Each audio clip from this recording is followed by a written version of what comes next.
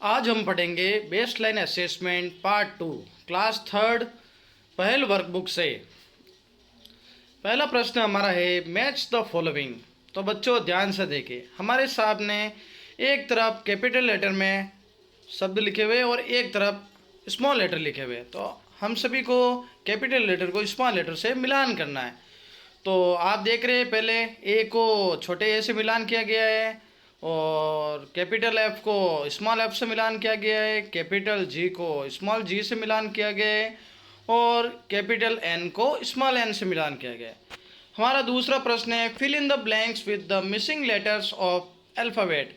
अपने यहाँ अल्फ़ाबेट के 26 लेटर है, उनमें से मिसिंग लेटर है तो आप सभी को पता है A B C D E F G H I J K L M N O P Q R S T U V W X Y और जेड। ये हमारे 26 लेटर अल्फ़ाबेट के हो गए। हमारा तीसरा प्रश्न है right the words that rhyme with the given words. हमारे सामने एक शब्द दिया हुआ है डॉग, उसका हमें राइमिंग वर्ड समध्वनि शब्द हमें लिखना है। तो हमारे सामने पहला लिखा हुआ है डॉग, डॉग के समान एक शब्द मैंने लिखा है एल ओ जी लॉग, अगला लिखा है एफ ओ जी फोग और दूसरा हमारा है mat M A T mat, mat यानी होता है दरी। इसका समध्वनि शब्द पहला आ रहा है H A T hate, hate यानी टोपी, सी ए टी कैट, कैट यानी बिल्ली और F A T fat, fat यानी मोटा। हमारा चौथा प्रश्न हमारे सामने है, आपके सामने right the word that has the same vowel sound a sun, यानी सन के अंदर जो वोवेल साउंड का जो साउंड आ रहा है उस साउंड के समान हमें साउंड वाले कुछ वर्ड लिखने हैं। सन, सन के अंदर वोवेल साउंड कौन सा है यू, और आप सभी को पता है बच्चों कि 5 वोवेल साउंड होते हैं ए ई आई ओ और यू। तो यहाँ पे हमारे यहाँ पे यू वोवेल साउंड आ रहा है, तो पहला हमारा वोवेल साउंड आ रहा है जिसके आधार पर पहला शब्द है आर यू एन रन और दूसरा हमारा शब्द है एफ यू एन फन। तो तीनों को अपन एक साथ पढ़ेंगे सन रन एवं फन। पांचों प्रश्न हमारे सामने है राइट द लेटर, हमें वो लेटर लिखना है दैट रिप्रेजेंट्स द वोवेल, जो इस शब्द के अंदर वोवेल को रिप्रेजेंट कर रहा है। Sound in the given words, given words ये शब्द दिया हुआ है। जैसे हमारा पहला शब्द दिया हुआ P O T pot, pot यानी होता है घड़ा, इस पोट के अंदर हमारा वोवेल साउंड ओ है जो हमने सामने लिखा है। अगला है सी ए टी केट, केट के अंदर हमारा वोवेल साउंड है ए जो हमने इसके सामने लिखा है। और तीसरा हमारा शब्द है एच ई एन हैन, हैन यानी मुर्गी, इसका वोवेल साउंड हमारे सामने है ई। अगला प्रश्न है बच्चों tick the correct word for the picture.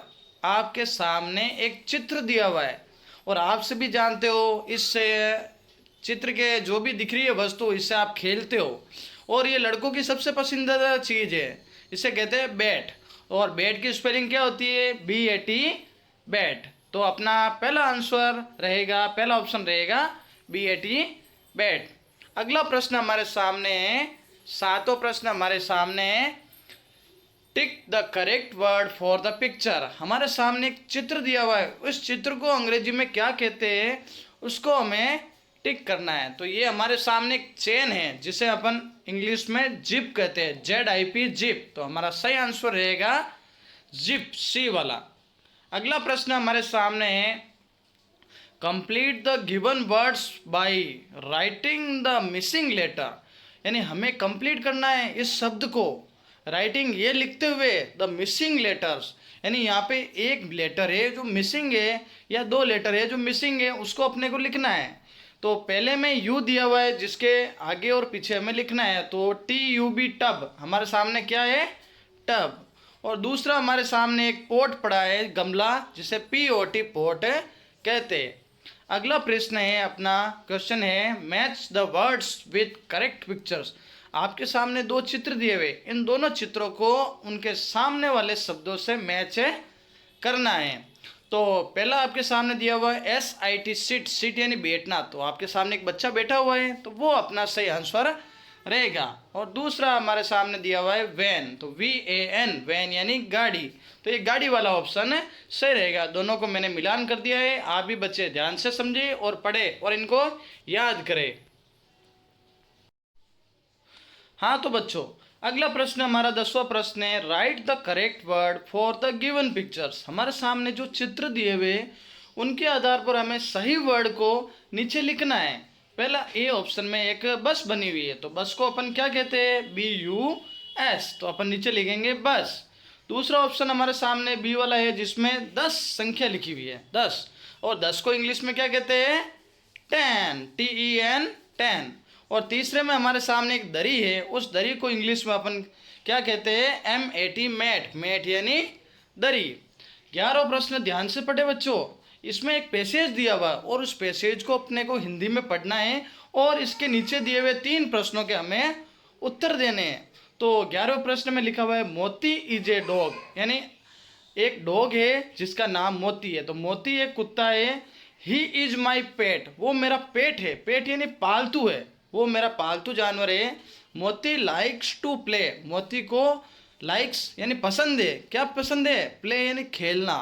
I also play with him, मोती, और मैं भी उसके साथ खेलता हूँ। किसके साथ खेलता हूँ, मोती के साथ खेलता हूँ।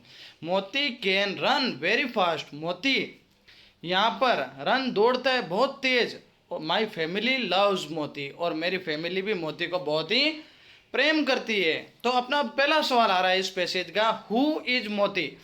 आप सभी को पता है हु, WHO, हु एक प्रश्न का शब्द है जिसमें हु का अर्थ होता है कौन।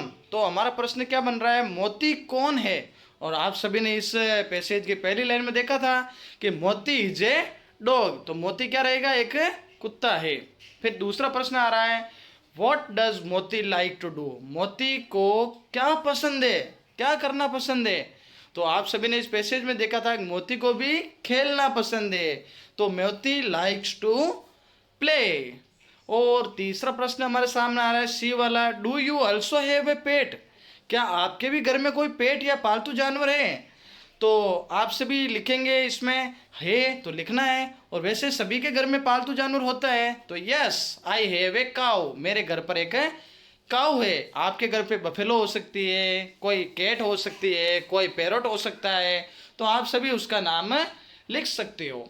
अगला अपना 12वां प्रश्न आ रहा है, complete the sentences given below by using this and that.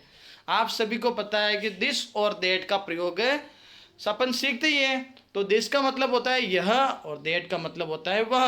This का प्रयोग होता है कोई यदि वस्तु नज़दीक हो तो अपन दिस का प्रयोग करते हैं, और दैट का प्रयोग कहाँ होता है, जब कोई वस्तु दूर हो। और ये दोनों का प्रयोग सिंगुलर के लिए किया जाता है, सिंगुलर यानी एक वचन के लिए किया जाता है। तो पहले प्रश्न में हमारे सामने एक केला दिया हुआ है, उस केले को अंग्रेजी में बनाना कहते हैं। तो बनाना देखो, आप सभी देखो, बनाना इस प्रश्न के नज़दीक है, तो अब हम सभी क्या लिखेंगे, दिस इज ए बनाना।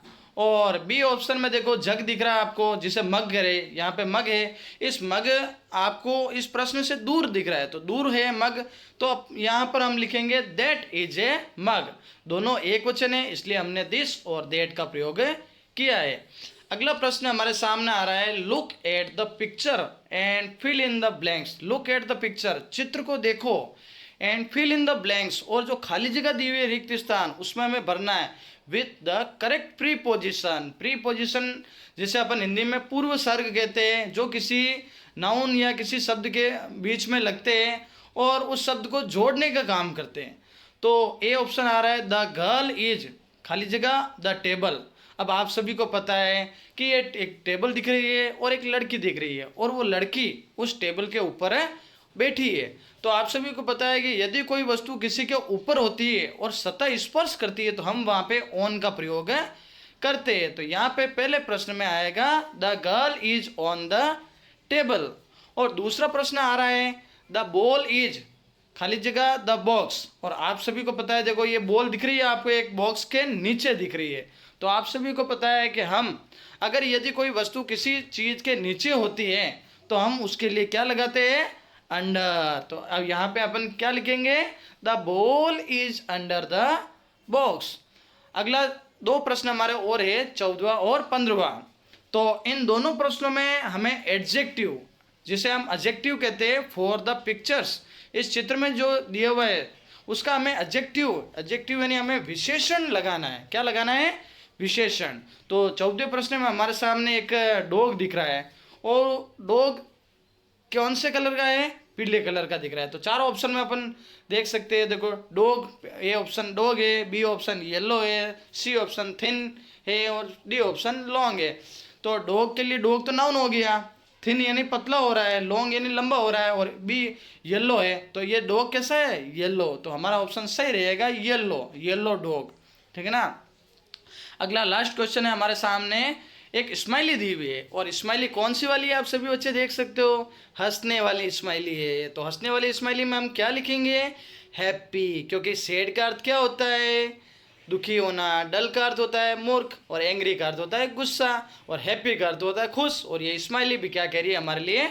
खुश का। तो इसका ऑप्शन कौन सा रहेगा? बी ऑप्शन रहेगा, हैप्पी वाला। और इसी के साथ हमारा ये 15 प्रश्नों का बेसलाइन असेसमेंट पूरा होता है। और इस प्रश्न में आप सभी को ये ध्यान से करना है क्योंकि इसमें दो ग्रुप के निर्धारण होंगे, ग्रुप 1 और ग्रुप 2। अच्छे बच्चे जो अच्छे अंक लाएंगे उनको ग्रुप 1 में डालेंगे, जो कमज़ोर बच्चे उनको ग्रुप 2 में डालेंगे। तो आप सभी को अच्छी मेहनत के साथ में ये प्रश्न को करना है।